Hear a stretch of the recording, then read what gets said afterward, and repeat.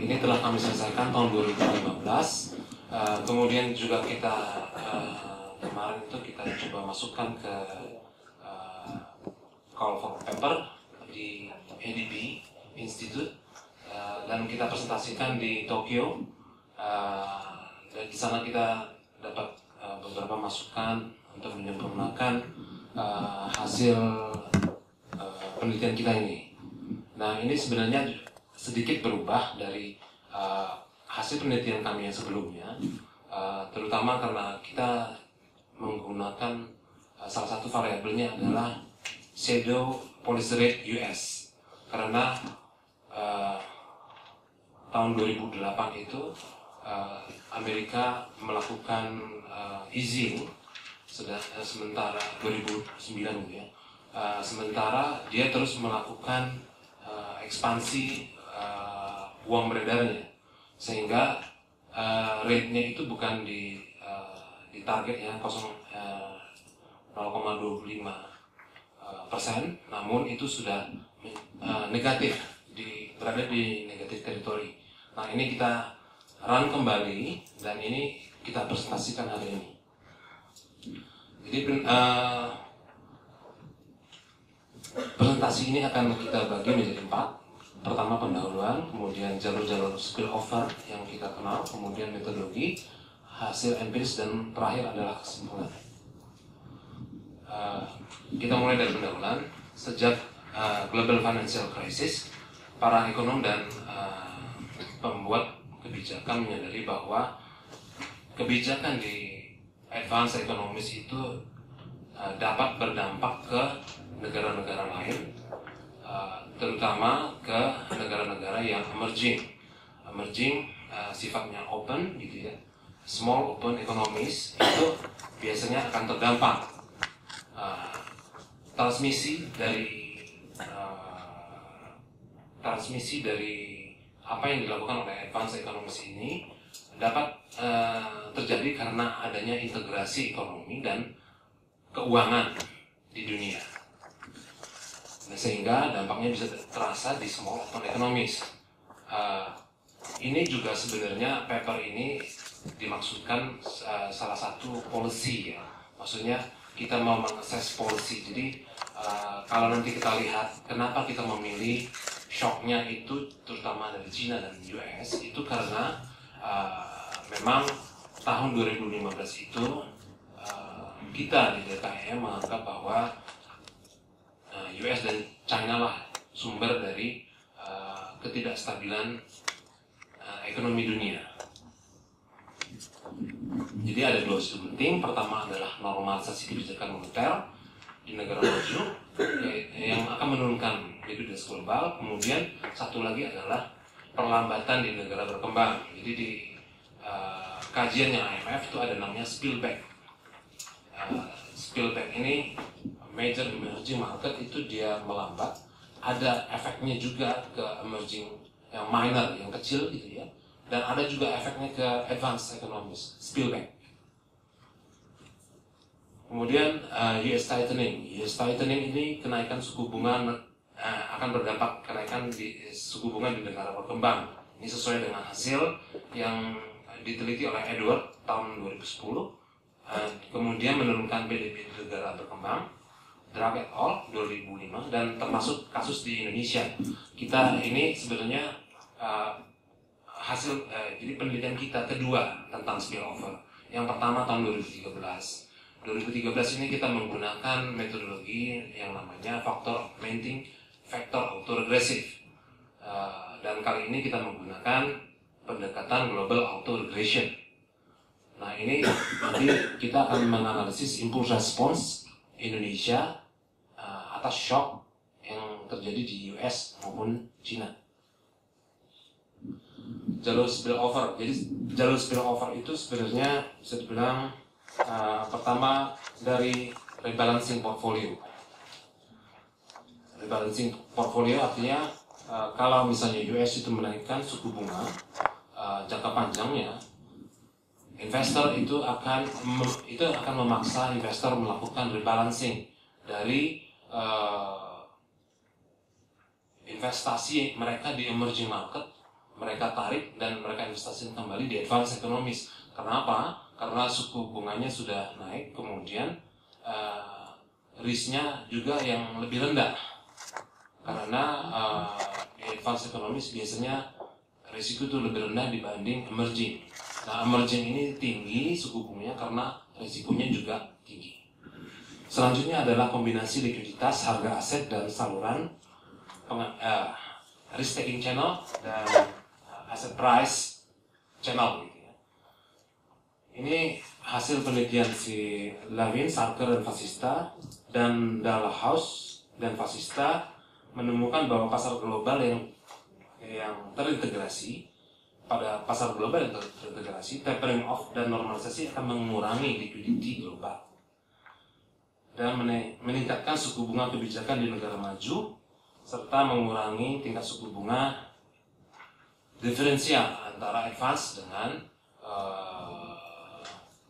emerging, sehingga terjadi pembalikan. Saluran ketiga adalah melalui saluran exchange rate channel. Exchange rate channel ini karena ada misalnya Amerika itu melakukan tightening, nilai tukar US dollar itu akan menguat, menyebabkan terjadinya depresiasi di negara-negara emerging. Ini hasil penelitian oleh Mohanty di tahun 2014. Ada satu lagi channel, yaitu adalah commodity price channel. Seperti kita tahu bahwa harga komoditas saat ini sangat rendah. Oil price, kemudian coal, kemudian ada crude palm oil itu rendah. Sehingga ini akan menyebabkan di negara berkembang itu terpengaruh. Jadi GDP-nya turun, seperti demikian. Ini juga dari efek karena seperti Cina, kita kan banyak mengekspor ke Cina. Dengan turunnya growth-nya mereka, itu tentunya akan menurunkan demand import mereka, sehingga ekspor Indonesia misalnya itu akan turun juga. Dan ini juga ada dari channelnya financial juga. Kalau dia turun, tentu investasinya dia akan turun juga di minor emerging. Literatur sebelumnya, jadi pendekatan Jifar ini dikenalkan oleh Pesaran, Schurman, dan Wiener. Itu meliputi 11 negara, kemudian di expand oleh si Days et al. Menjadi 26 negara dengan Euro area diperlakukan sebagai satu ekonomi. Selanjutnya oleh Judik and Smith tahun 2013 menjadi 33 negara dengan US sebagai ekonomi yang dominan. Kemudian ada Smith and Galaxy tahun 2014, dia membuat toolbox. Jadi sebenarnya ini Jifar itu ada toolbox. Bahkan sekarang itu ada versi 2. Kita menggunakan toolbox ini. Selanjutnya penelitian sebelumnya itu Jifar menganalisis GDP spillover di antara negara di Euro area oleh Sen et al. Kemudian Jifar menganalisis dampak US quantitative easing oleh Chua et al. Tahun 2013 dan Chen et al. 2015. Kemudian penelitian kita sendiri itu menggunakan FAFA. Itu hasilnya adalah kenaikan suku bunga AS akan meningkatkan suku bunga Indonesia dan menurunkan output. Metodologi pendekatan Jifar itu menghubungkan faktor autoregresif model di setiap negara yang memungkinkan penggunaan variabel domestik dan variabel negara lainnya spesifik untuk setiap negara. Kelebihan Jifar menurut Smith dan Galaxy, dia secara teori itu robust gitu ya. Kemudian juga dia bisa diuji hubungan timbal baliknya. Secara long term dia itu koheren dengan model gitu ya, dan jangka pendek koheren dengan data. Kemudian memungkinkan solusi yang koheren berdasarkan teori ekonomi meskipun terdapat masalah dengan dimensi permodelan ekonomi global. Jadi gini, VAR itu terbatas kemampuannya untuk kita menggunakan variabel endogennya. Kalau saya tidak salah itu berkisar 12 atau 14 gitu. Untuk diketahui bahwa kita di sini menggunakan 201 variabel 33 negara, masing-masing negara punya 6 variabel, ditambah eksogennya ada raw material price, oil price, dan metal price. Jadi ya sekitar 201 variabel. Ini secara VAR biasa ini akan sulit dilakukan, mungkin nggak bisa lah. 14 itu sangat sulit sebenarnya. Nah, GVAR ini merupakan salah satu metode untuk mengatasi masalah keterbatasan VAR itu, curse of dimensionality dari VAR. Nah, ada VAR juga sama. Sebenarnya juga dia bagaimana mengatasi keterbatasan VAR. Dan terakhir mungkin Bayesian VAR. Nah, ini ada 3 tool yang untuk mengatasi keterbatasan dari VAR. Ini mungkin modelnya ya, yang seperti dijelaskan di dalam Chua et al. Ini mungkin mungkin yang penting adalah di sini adalah kita bagaimana kita membentuk weight matrix. Jadi di penelitian ini kita mencoba untuk gini. Dalam penelitian 2013 pertanyaannya adalah bisa nggak kita membedakan antara ini efek dari financial, ini efek dari trade channel. VAR itu dia nggak ada, tidak bisa menunjukkan.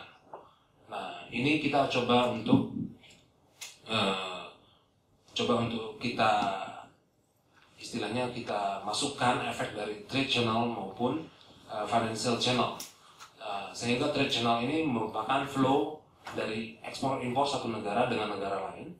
Kemudian financial channelnya sendiri kita ambil dengan datanya BIS, bank lending dari BIS.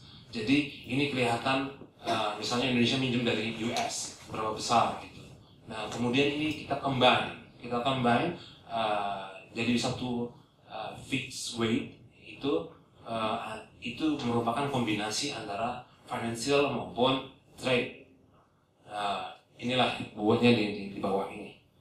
Nah, inilah yang sebenarnya jadi GVAR itu sebenarnya men-solve masing-masing VAR untuk setiap negara, yang di setiap VAR itu sendiri sudah memasukkan faktor eksogen, yaitu oil price, raw material price, maupun metal price.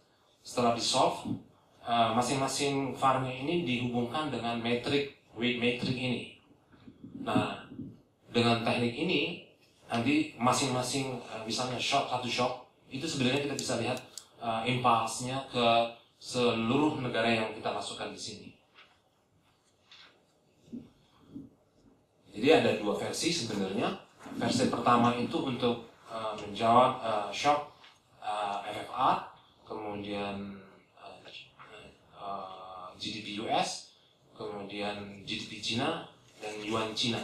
Nah, satu lagi adalah sebenarnya ini karena kita melihat bahwa yang namanya tapering off itu berarti kita menganggap terjadinya penurunan broad money di US. Nah, ini kita modif di model yang sebelumnya. Jadi kita keluarkan short term interest rate dan long term interest rate, kita ganti dengan broad money growth. Exogen variabelnya oil price, metal price, raw material price. Nah, ini yang saya bilang tadi, US Shadow Policy Rate sejak tahun 2009 ya, oleh Wuxia. Ini kita ambil datanya dari Fed Dallas. Ini tersedia bulanan sebenarnya.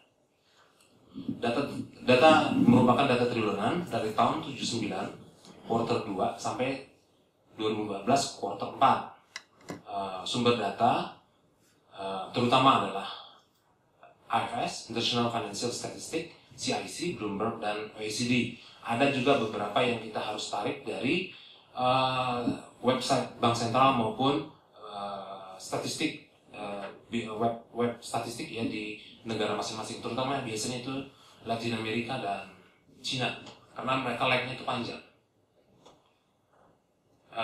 Kemudian ini meliputi, analisis kita ini meliputi 33 negara yang mewakili hampir 90% GDP dunia. Negara-negaranya seperti di sini, Argentina, Australia, hingga Turki, UK, dan USA.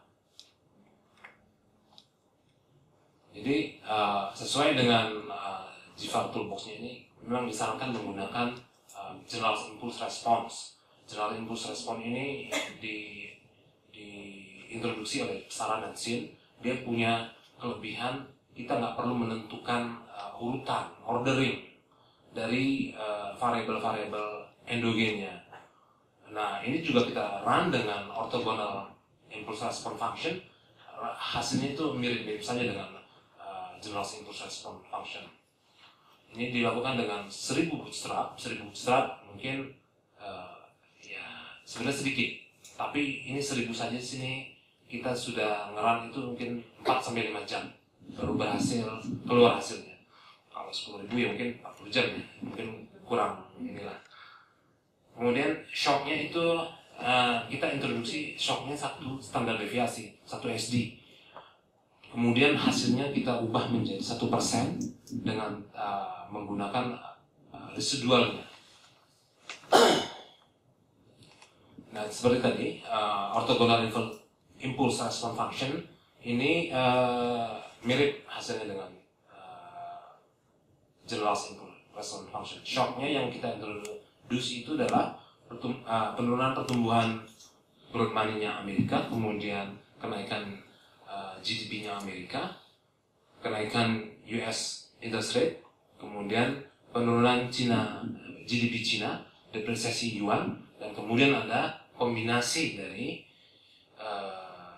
kenaikan US interest rate dan penurunan GDP Cina. Jadi ini dua shock sekaligus. Nah, hasil beberapa tes menunjukkan bahwa model GFAR ini stabil dan dapat digunakan analisis. Weak exogenity testnya itu berhasil, bagus maksudnya, sehingga tidak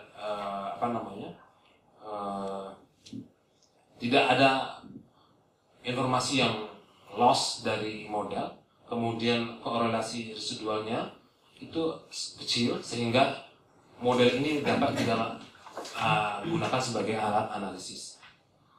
Ini hasilnya. Kemudian kita masuk ke bagaimana impulse respon apabila terjadi shock US broad money. Jadi efeknya ada bagi Indonesia, ini hanya Indonesia. Ini depresiasi nilai tukar real dalam jangka pendek. Ini seperti dilihat di grafik ketiga. Kemudian kita juga akan mengalami kontraksi GDP dan pertumbuhan broad money yang menurun di medium term. Nah, apabila kita membandingkan, jadi ini kan karena policy ya, kita biasanya membandingkan dengan negara kawasan, dan biasanya dulu peer kita itu dulu Fragile Five. Nah, di sini seperti terlihat kontraksi GDP Indonesia itu lebih rendah karena terjadinya kontraksi di US broad money dibanding negara-negara ASEAN dan yang lainnya. Hal ini juga sebenarnya searah dengan apa yang ditemukan oleh Judy and Smith, di mana terkontraksinya GDP Inggris yang disebabkan oleh US tapering off. Sementara itu juga nilai tukar real Indonesia akan terdepresiasi 0,31 pada tahun pertama, lebih rendah dari Brazil, namun masih lebih tinggi dari Malaysia. Nah, kemudian shock yang kedua adalah US GDP. Apabila ini shock positif, jadi kenaikan US GDP, peningkatan US GDP akan mendorong permintaan ekspor Indonesia, sehingga akan terjadi apresiasi nilai tukar real dan kenaikan GDP Indonesia. Selanjutnya inflasi turun karena apresiasi nilai tukar, yang selanjutnya meningkat karena sering meningkatnya GDP Indonesia. Nah, apabila kita bandingkan dengan yang lain seperti ini, GDP Indonesia akan naik sebesar 0,28 pada tahun pertama. Ini koheren dengan apa yang ditemukan oleh IMF, spillover 8 laporan IMF spillover tahun 2014, yaitu 1% guncangan terhadap GDP negara maju akan direspon turunnya PDB negara berkembang sekitar 0,4 sampai 0,5 setelah 4 triwulan. Bisa kami tambahkan di sini, sebenarnya IMF spillover report itu sendiri menggunakan GFAR ini. Bahkan dia itu hanya menggunakan trade metric. Kalau kita sudah menggunakan combined trade dan financial. Kemudian apresiasi nilai tukar real diperkirakan 0,56, lebih rendah dari negara lain seperti Brazil, Jepang, Korea, Filipina, Singapura, dan Thailand. Kemudian shock FFR, Fed Fund Rate, itu akan menyebabkan depresiasi nilai tukar real Indonesia dalam jangka pendek karena adanya perubahan real interest rate diferensial antara advanced economies dengan Indonesia. Dampak negatif terhadap GDP Indonesia, financial channel. Jadi di sini kelihatan bahwa financial channel itu lebih dominan dibanding trade channelnya. Inflasi diperkirakan meningkat dalam jangka pendek karena meningkatnya imported inflation karena depresiasi nilai tukar. Apabila kita bandingkan, GDP Indonesia akan menurun 0,04% pada tahun pertama, lebih besar dari negara peer pada umumnya. Rate Indonesia terdepresiasi 0,06 pada tahun pertama, lebih tinggi daripada negara ASEAN lainnya. Apabila kita mengasumsikan adanya price rigidity dalam jangka pendek, nilai tukar kita itu sebenarnya bisa dibilang overshoot. Jadi kalau ada shock interest rate, kita overshoot. Tapi ini harus juga, jadi gini, maksudnya ada perbedaan antara di masa lalu dengan di sekarang. Bagaimana US itu melakukan kebijakan moneternya. Kalau yang sekarang ini kan dia sudah umumkan, kira-kira dia akan melakukan kenaikan suku bunga bulan berapa. Gitu. Jadi pasar finansial itu sudah melakukan price in di luar, sehingga efeknya ini kan istilahnya efek setelah contemporaneous dan setelahnya. Gitu. Nah ini yang agak berbeda. Nah, ini yang kita belum tahu bagaimana ininya. Mungkin ini bagus untuk bahan riset bapak-bapak, ibu-ibu sekalian ke depan, gitu ya. Nah ini yang namanya kenaikan US interest rate diasumsikan unanticipated, jadi tidak di-price in dulu. Nah ini China GDP.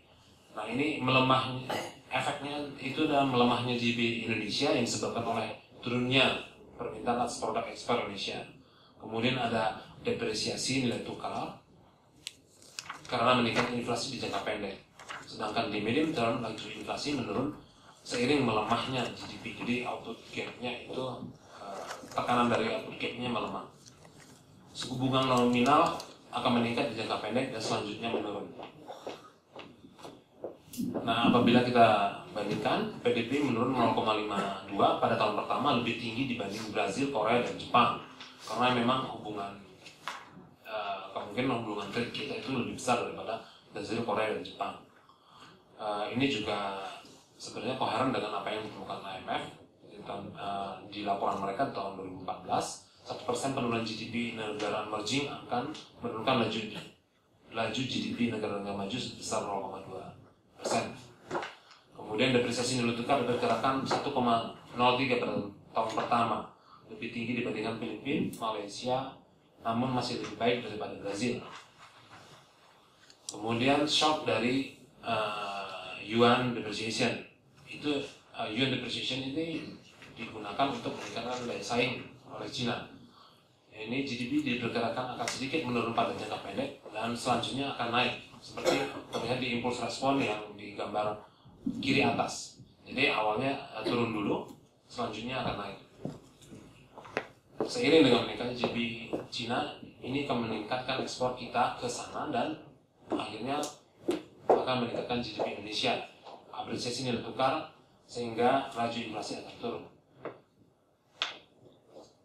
Respon PDB Indonesia terhadap shock nilai tukar Cina diperkirakan relatif rendah dampaknya relatif sama dengan beberapa negara lain.